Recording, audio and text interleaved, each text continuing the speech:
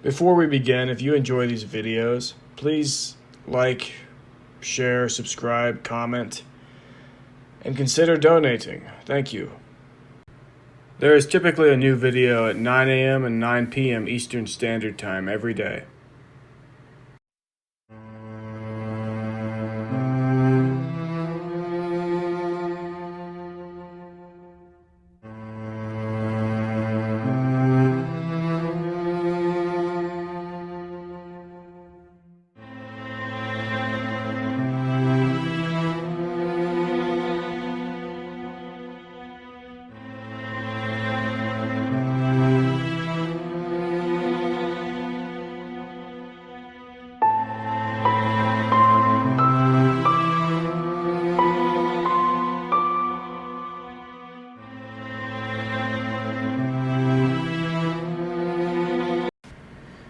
They, Ash and Harken, took Anel, which had so happened to be the name of the woman whose company they now saw themselves in, to put it in a polite manner, and which Ash had betted just the night before. They now were headed towards a restaurant which Ash had chosen, of course, the name of which was the Stifling Brig, something that Ash was fortunately somewhat unfamiliar with. Briggs, that is.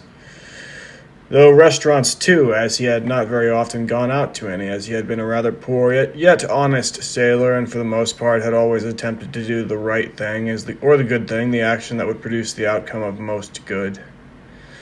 He, of course, never thought of his life before the guild, or of his fiancée, or the parts of his family which he now left behind himself, or at least not yet. He simply thought of the way forward and of the tasks he had to do, that he had to complete. The tasks at hand, for the day or the week or the month, beneath the guild under which he served, and its somewhat watchful eyes.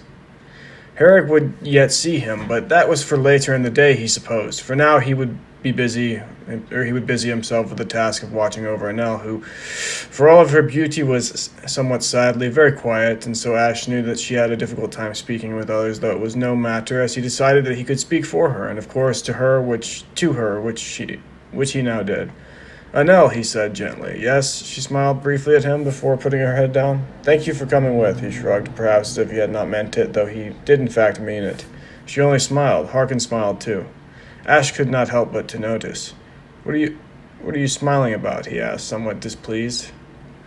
Nothing, Harken shook his head. Glad that you two are getting on so well. Ash shrugged and spoke as if he were not there. She's nice.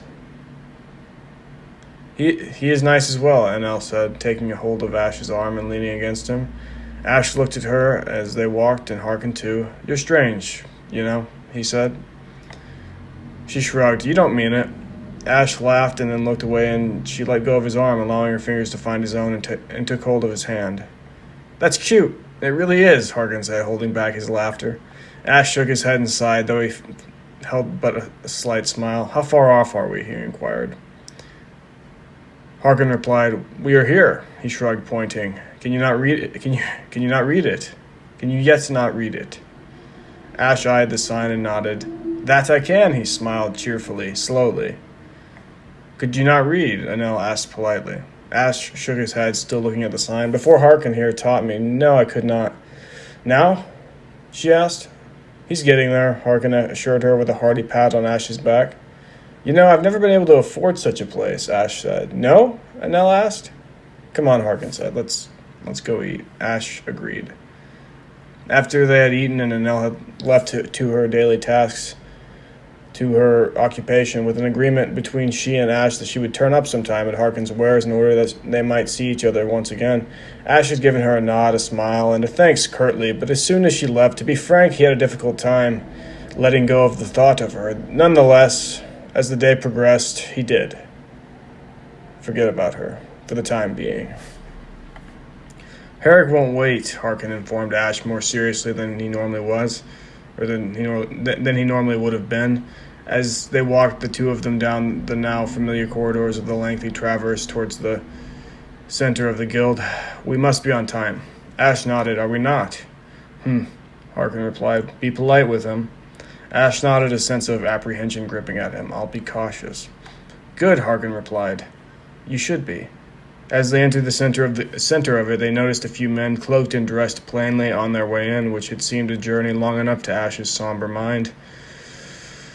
There were rooms where men lifted heavy stone, and rooms where men were left to train amongst themselves or under instruction from a master, of which the guild had many, and there were many rooms in which Ash did not know what occurred. In fact, the guild was a large place, and its inner and outer circles were surely larger, something that Ash would have to keep in mind should he disregard any of what Herric had to say today, though he was sure, given the severity of his last contract's completion, if you could call it a completion, as that is what it was called when a contract was finished, that Herric would be upset, to put it in a mild way.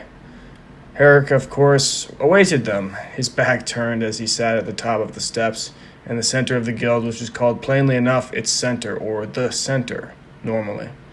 He called to them as if he could sense their entrance, and he could. "Come," he spoke, his voice booming throughout the tunnels and chambers therein, bouncing off the walls of the center, making his presence obvious yet intimidating. Ash and Harken walked forward, and Herric, as he stood, struggled to do so a moment due to his limp, his injured leg, but catching his balance, stood up straight, made himself known, as he was a very large man, and his presence was, in fact, quite evident. "Ash," Herric said, somewhat seriously. "Herric?" Ash said, somewhat scared, if he were to be honest with himself, though he maintained a strong and sincere disposition, at least for the moment. Herric continued, "We have much to discuss, Ash, I'm afraid."